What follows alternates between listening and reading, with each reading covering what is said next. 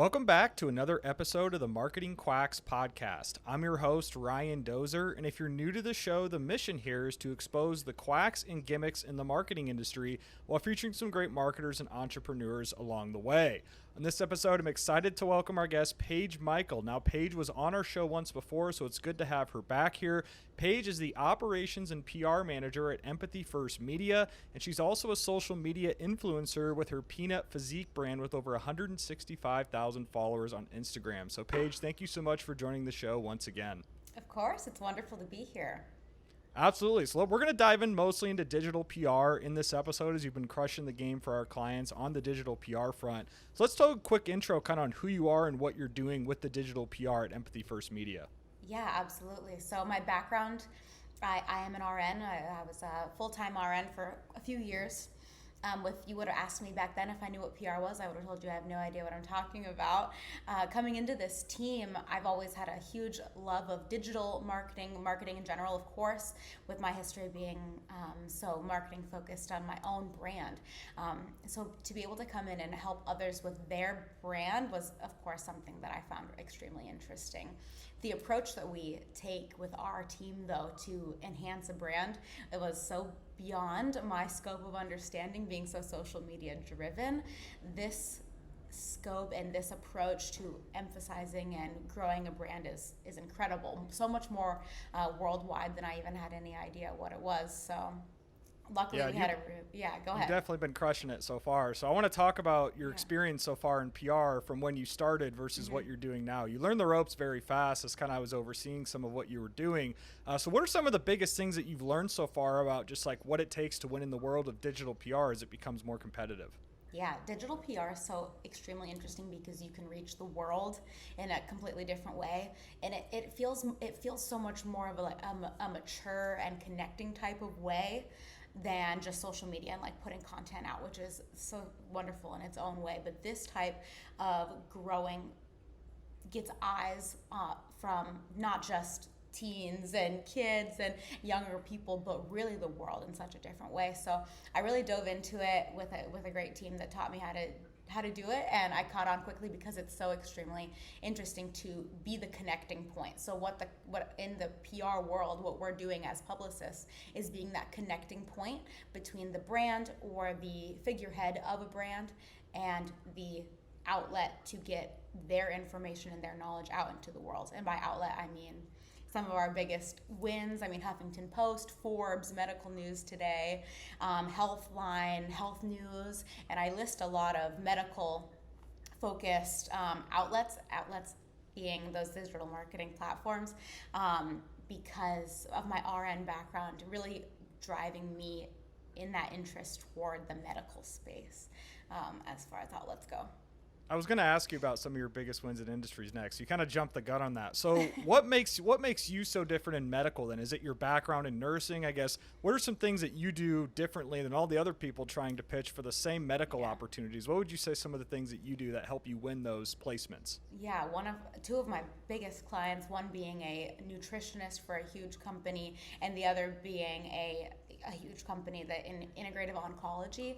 What makes what I do different than maybe just any other publicist that just jumps into it, of course I can only compare to other people with the same experience level, with me being multiple months now, would be that I have a background and an understanding of what the heck we're talking about, which makes such a huge difference in the pitching and in how to go about offering to the reporter what my client knows, because I have some sort of understanding of what my client knows, what they can talk about, and how I can word that, package it as like a gift to the reporter.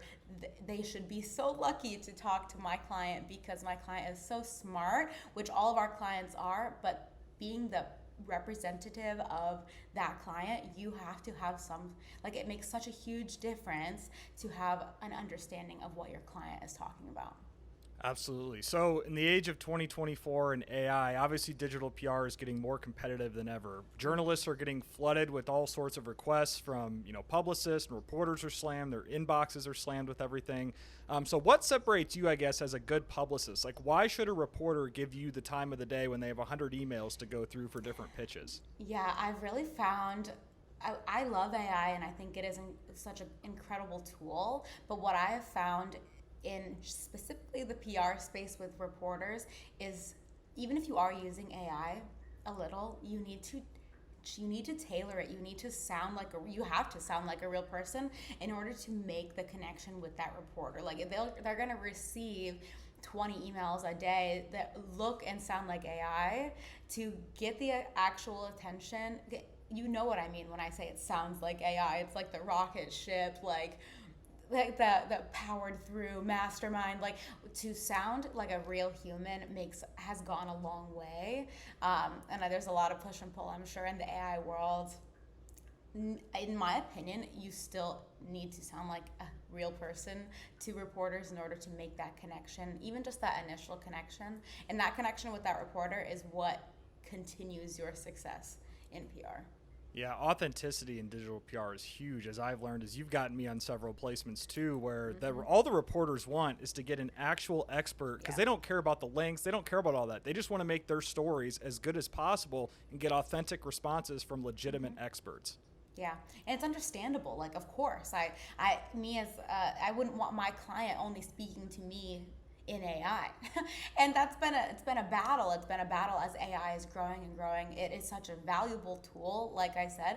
But every reporter, without fail, will tell you, me as the connecting point between them and the figurehead, the client, that they will not accept responses from the client if they are written by AI. Of course, like, I want real quotes from a real doctor talking about a real topic. If the reporter could go online and get their own AI generated responses if that's what they were looking for. We need real information from these clients, and that's definitely something that the PR, the publicist person, me in this case, that's one of the battles that we're gonna have to fight.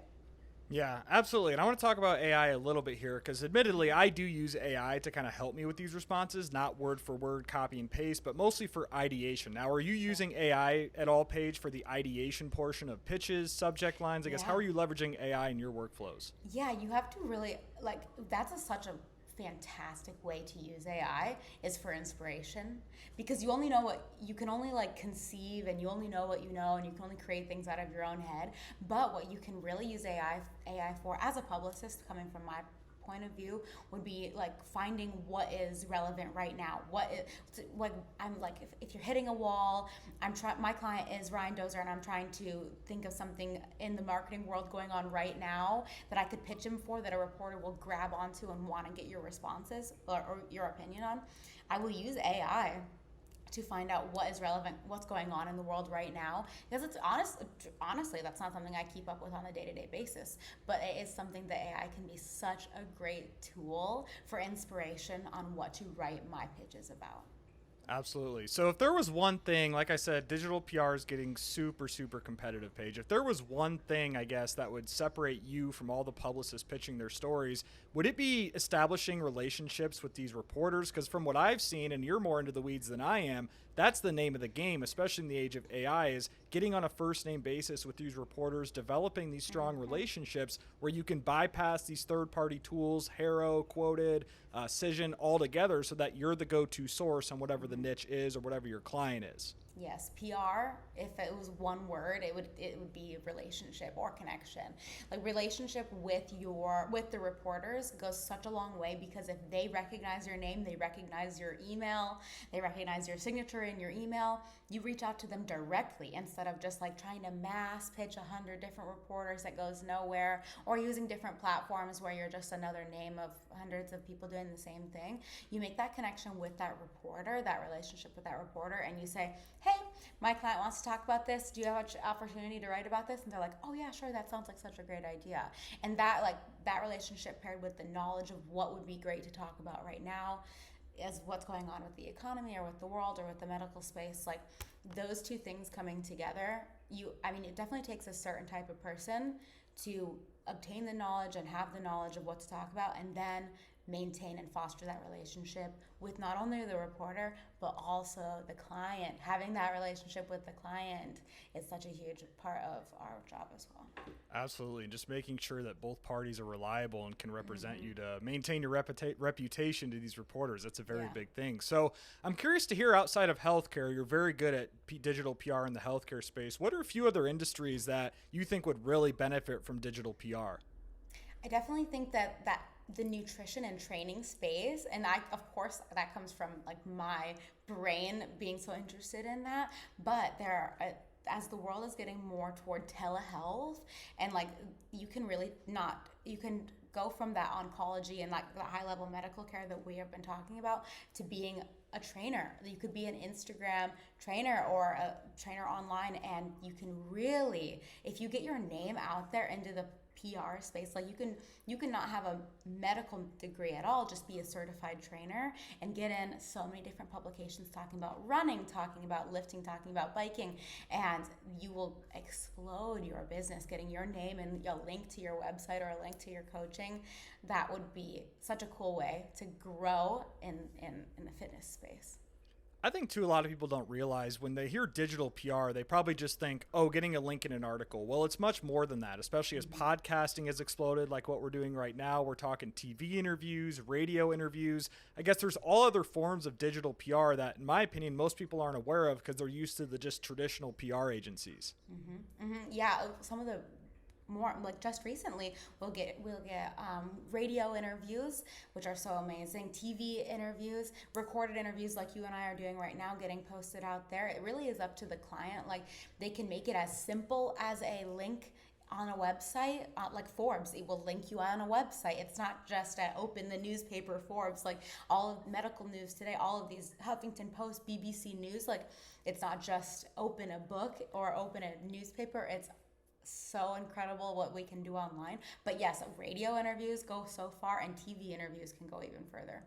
Absolutely. So this is the Marketing Quacks podcast, after all, Paige. And as you know, there are a lot of gimmicks and tricks out there in the marketing and PR world. So if you had to give us one, I guess, gimmick that just kind of makes your blood boil in PR, what would that be and why?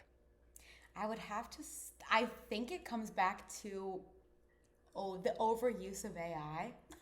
I would have to go, and because I'll receive emails that were probably meant to even go to a reporter as being in the PR space, and it's just like the overuse of AI and completely taking out that personalization that makes PR so special and effective. AI is hurting, but I think, in my opinion, there's so many ways that we're using it that's so great, but clients' overuse of AI, and then publicists' overuse of AI to send out those pitches that just sound like they literally just typed it into ChatGPT and like pump something out and send it out to 250 plus people, me not even being someone who should be receiving that email. I think that's one of our biggest barriers now. And that's one thing you do very well, is establishing that long-term relationships with reporters, building that personal connection. So I'm glad you touched on that. So now I want to shift gears a little bit, Paige, and talk about the influencer marketing that you have going on with your Peanut Physique brand. So for those listening, Paige runs a fitness/health. Are you just on Instagram? Yeah, mainly I utilize Instagram. Okay, so it's Peanut Physique, and last time I checked, you have over 165,000 followers, pure organic. You built it from the ground up. So talk about that a little bit from a very high level, I guess. How did you start building this from the ground up? Because everyone wants more followers, everyone wants more engagement. What are those things that you did that help you kind of gain traction and move the needle? Yeah, I think the barrier to entry, or like the barrier to creativity, is back then when I started, and especially now, is caring too much about what other people are doing and what other people think. And so when I went into it, I did not go into it with the plan of growing it and exploding it. Of course, I was full-time nursing. That wasn't like on the docket, but what you have to go into it, first of all, is having a passion for creation and keeping yourself excited about creating. And second of all, targeting a gap. And when I started 10 years or a little less than 10 years ago posting without the intention of growing, what I saw was a gap in female science-based education in the fitness world. And that bothered me because I wanted more science-based education about what to do and why you're doing it. And so because I wasn't seeing that for my own self, I was like, well, I'll just create it and see if other people would like it. You have to be passionate about what you're creating, or otherwise you're just going to hate creating it and it's not going to last. And so I just started sharing. I was extremely consistent. I posted twice a day, every single day for 3 straight months. And at that, twice a day, every single day for 3 straight months. And that was purely organic. Back then, there was not ChatGPT. AI was not a thing 9 years ago, to my understanding. And it was just organic connection. And then it caught, and then it catches again, and it catches again. And you just keep growing it. Yeah, so I guess that's perfect. Following up to this next question I have is, how do you stay motivated then to consistently create content for your followers? I guess, what strategies do you have to kind of get out of that rut? Because I'm a content creator, I do AI content on YouTube all over the place. It's hard to stay motivated some days or some weeks to keep creating that content. How do you overcome that? I've hit that wall too. I've hit a burnout point. I remember maybe last fall, like November, I can specifically remember, because it's such a, when it's your life and it's your passion, when you hit those walls, you know it, and it's like, why am I feeling this way? You have to always create what makes you happy and what you're passionate about, and what you have to enjoy the creation. And I honestly spend very little time scrolling, because I don't need to be influenced by, I don't want to copy what other people are doing. I don't want to be super influenced by trends. Of course, it's like, if you see a trend and it's so interesting to you and you revamp it, then that's how you grow again. You have to be innovative. And for myself, that comes from doing things outside of social media, specifically, more so traveling and filming it all, or making a new breakfast and filming it. Like, do things that make you happy and film everything. I always tell people that are trying to grow in the space, especially that I'm in, is like, film everything. You can make something so special out of just your daily mundane things, or your exciting life, whatever you're living. And just remember that if you think people don't care, they do. Like, if you think people don't care about what you're doing and what you're making, what you're cooking, what you're doing, how you're training, they care. Like they do. And just film it and share it, and you will affect a lot of people's lives positively. Yeah, absolutely. That's great you said that. What would you say to someone who's kind of looking to build that personal brand but can't overcome the imposter syndrome, or cares too much about what people think when they're posting content? Because I've struggled with this. I'm sure you have in your early days too. How do you overcome that imposter syndrome?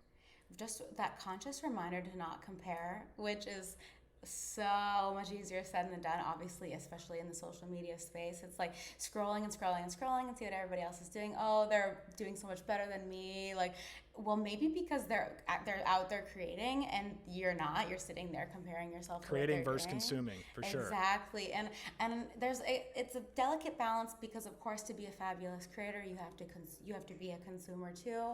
But I don't, like, just personally, I don't scroll on TikTok. I don't mindlessly. There are many, many minutes in the day, and if you're wasting an hour or more, like, scrolling, then you're not capitalizing on the time that you could be enjoying your life and filming it and creating. And I just find that to be like, whatever makes you feel creative, whether it's watching movies or traveling or going for a walk outside or cooking or whatever your hobbies are, spend more time inside of your hobbies so that you can keep your mind creative. One thing too that I think separates you, Paige, is that it gives you leverage, right? When you have an influencer account like you do with Peanut Physique and tying it back to digital PR, if a reporter looks you up or Googles your name, they're going to see that and think, wow, she must be credible. So talk about that a little bit, how Peanut Physique or becoming an influencer in general can give you leverage in other aspects. Yeah, oh my goodness.